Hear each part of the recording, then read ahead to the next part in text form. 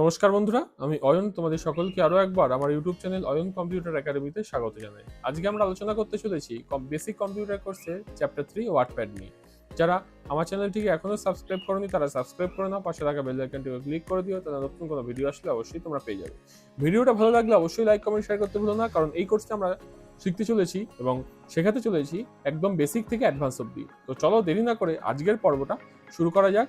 Basic computer কোর্সের chapter 3 WordPad.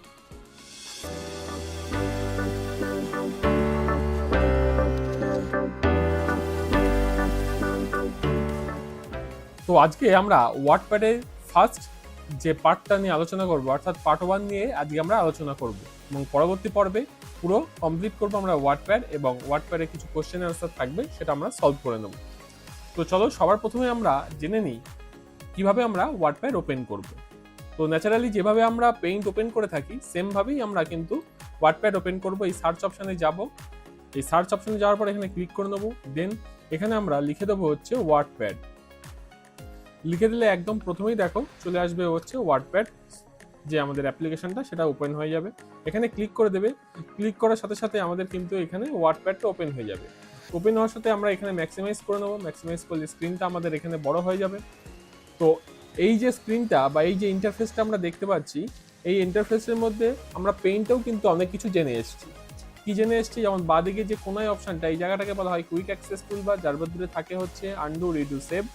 তারপরে এই জায়গাকে বলা হয় টাইটেল বার, যার মধ্যে থাকে ম্যাক্সিমাইজ, মিনিমাইজ, ক্লোজ অপশন, এবং যে নামে ফাইলটা সেভ করব তার নামটাও এখানে চলে আসবে। তারপরে নিচে থাকে হচ্ছে ট্যাব বা যেটাকে আমরা বলি মেনু বার। তারপরে থাকে নিচের গুলো গ্রুপ, আর এই যে ট্যাব আর এই গ্রুপগুলোকে আমরা বলে থাকি হচ্ছে রিবন। তো এইগুলো আমরা কমন আগে জেনে এসেছি। তো আজকে আমরা ওয়ার্ডপ্যাডে মূলত ওয়ার্ডপ্যাড কীভাবে কাজ করে এবং ওয়ার্ডপ্যাডে আমরা কী কী কাজ করতে পারবো এটাই কিন্তু আমাদের আগে জানতে হবে। তো বেসিক্যালি বলে রাখি যে ওয়ার্ডপ্যাডে কাজ করতে গেলে আমাদের যে টপিক নিয়ে কাজ করতে হয় সেগুলো হচ্ছে ছোটোখাটো চিঠি লেখা, প্যারাগ্রাফ লেখা বা ছোটো কোনো রাইটিং লেখার জন্য আমরা ইউজ করে থাকি কিন্তু ওয়ার্ডপ্যাড। বড় বড় প্রজেক্ট বা বড় বড় কিছু করার জন্য আমরা ইউজ করি, কিন্তু এর পরে যে চ্যাপ্টারটা আমরা আসবো সেটা হচ্ছে এমএস ওয়ার্ড বা মাইক্রোসফট ওয়ার্ড। তো আমরা আজকে এখানে জানবো যে বেসিক চিঠি বা লিখতে গেলে আমাদের যে স্টাইল বা যে অপশানগুলো ইউজ করতে হয় তার বেসিক পার্টটুকু, অর্থাৎ পার্ট 1টা আমরা আজকে জানবো। তো আজকে আমরা যেটা জানবো, হোম ট্যাব, এই ফন্ট গ্রুপের ভেতরের যে অপশানগুলো, অর্থাৎ ফন্ট গ্রুপের ভেতরে যে অপশানগুলো আমরা দেখতে পাচ্ছি এই অপশানগুলো আমরা আজকে জানবো এবং এগুলো নিয়ে আমরা আজকে প্র্যাকটিস করব। তো সবার প্রথমে এখানে আমি একটা লেখা লিখে নিই। সাপোজ ধরো আমি লিখে নিই,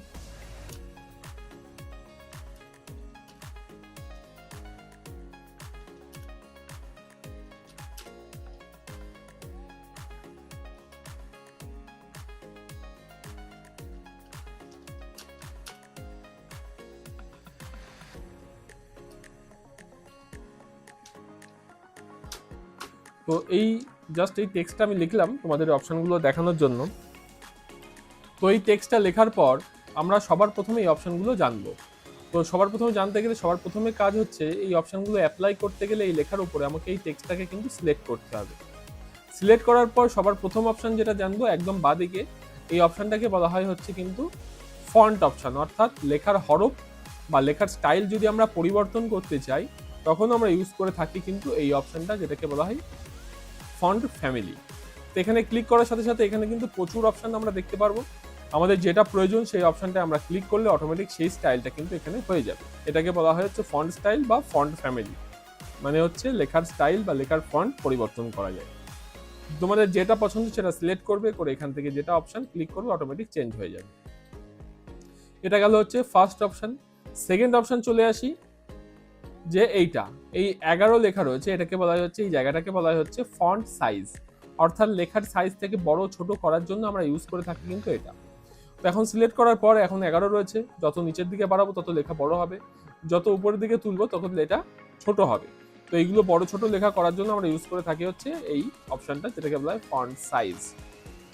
এরপরে চলে আসি, দুটো পরপর অপশন আছে দেখো, একটা হচ্ছে এ বড় হাতের আছে, একটা এ ছোট হাতের, ছোট সাইজের আছে, সরি, একটা বড় সাইজের এ, একটা ছোট সাইজের এ। তো বড় সাইজের যে এটা আছে এটাকে বলা হয় হচ্ছে গ্রো ফন্ট, মাউস নিয়ে গেলেই এখানে দেখতে পারবে লেখা চলে এসছে।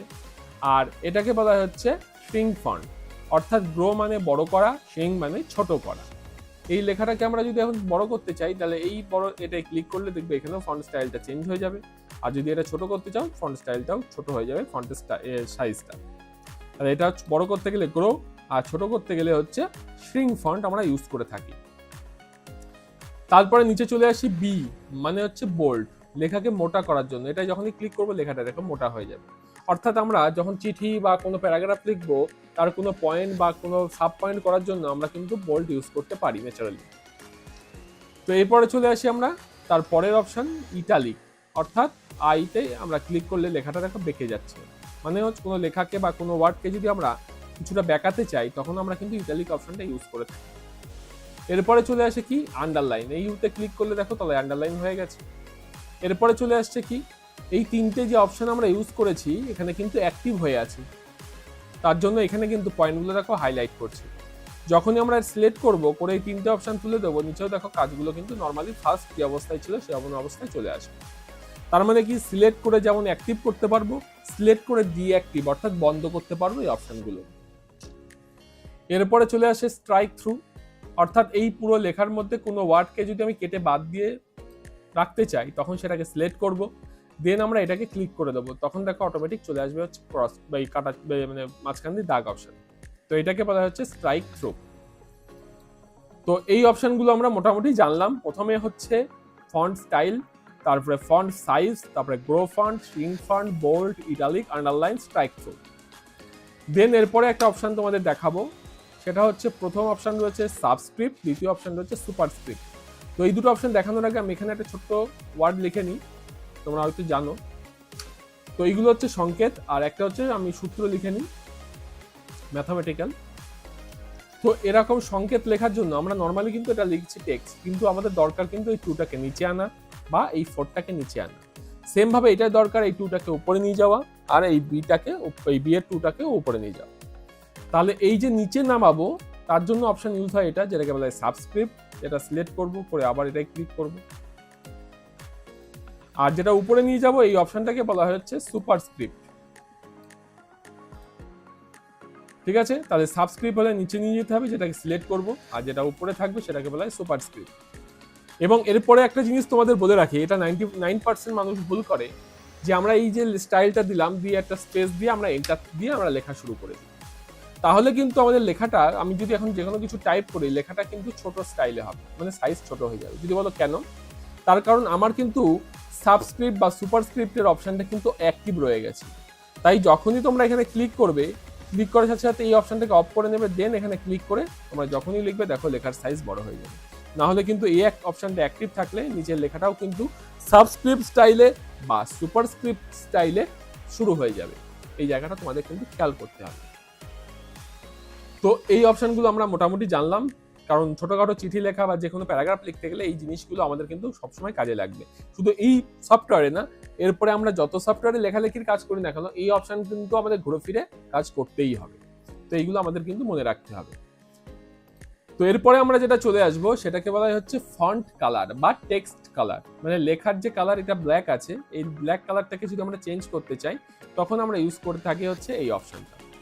তো এখানে দেখবে আমরা একটা জিনিস, তোমাদের একটা জিনিস গুরুত্বপূর্ণ জিনিস বলে রাখি, যখনই তোমরা ওয়ার্ডপ্যাড বের করো, পেইন্ট বের করো বা আদার্স যে কোনো সফটওয়্যার টাইপ করো না কেন, ফার্স্ট কালার কিন্তু সবসময় ব্ল্যাক থাকে। এবং লেখার সাইজ যেটা সাইজ থাকে সেটা কিন্তু 11 থাকে। আর লেখার স্টাইল যেটা ফন্ট স্টাইল সেটা থাকে হচ্ছে ক্যালিব্রি। এই তিনটে যদি খেয়াল করে থাকো তাহলে তোমরা বুঝতে পারবে।